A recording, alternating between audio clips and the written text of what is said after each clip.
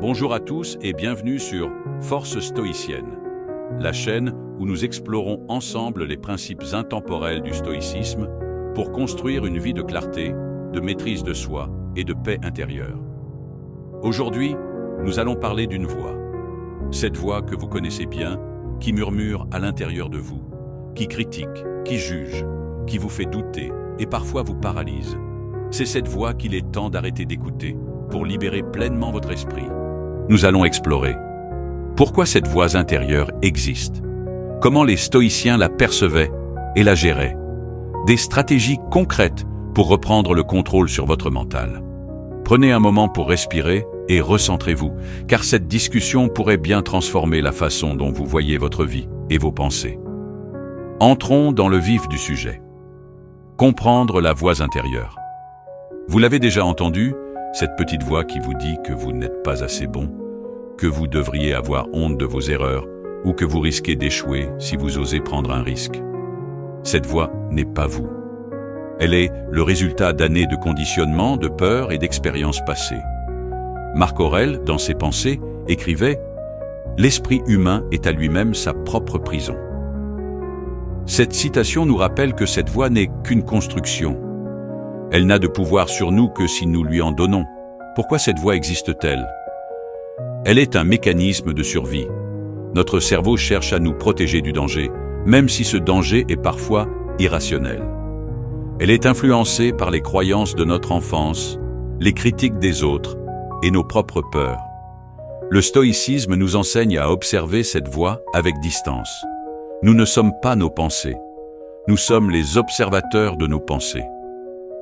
Les enseignements des stoïciens sur l'esprit.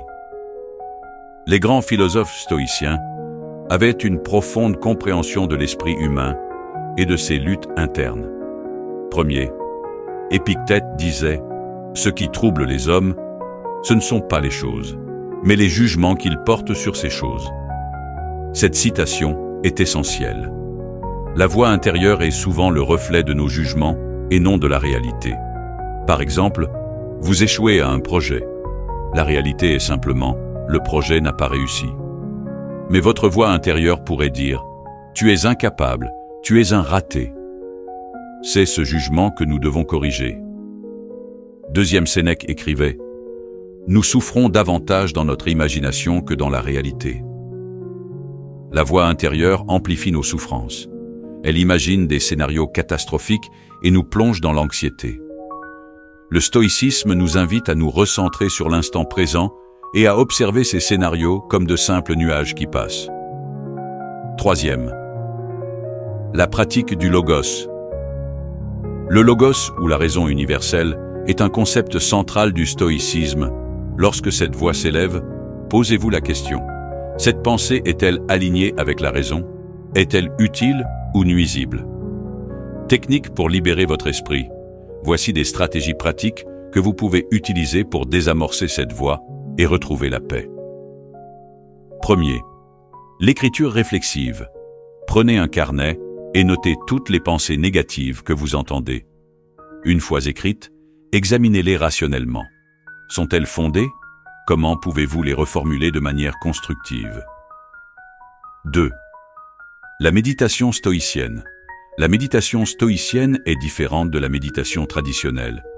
Elle consiste à visualiser les épreuves de votre vie et à vous préparer mentalement à les affronter avec sagesse et courage. Imaginez-vous confronté à cette voix, mais choisissez de ne pas réagir. Troisième, la dichotomie du contrôle. Quand cette voix critique s'élève, rappelez-vous ce que vous pouvez et ne pouvez pas contrôler. Vous ne pouvez pas contrôler les événements ou les opinions des autres, mais vous pouvez contrôler vos réactions. Quatrième, histoires inspirantes. Les stoïciens utilisaient souvent des anecdotes pour illustrer leurs enseignements. Permettez-moi de partager une histoire. Un jour, un jeune homme est venu voir Sénèque en disant « Mon esprit est constamment tourmenté par des pensées négatives. Comment puis-je y échapper ?» Sénèque lui répondit « Ne cherche pas à fuir tes pensées. Observe-les calmement, comme un voyageur qui observe un fleuve. Tu réaliseras qu'elles coulent sans fin, mais qu'elles ne te définissent pas. Cette histoire nous rappelle que nous ne sommes pas nos pensées. Elles passent, mais notre être profond reste immuable. Approfondir la pratique stoïcienne. Pour ceux d'entre vous qui souhaitent aller encore plus loin, voici quelques exercices avancés. 1. Le soir stoïcien.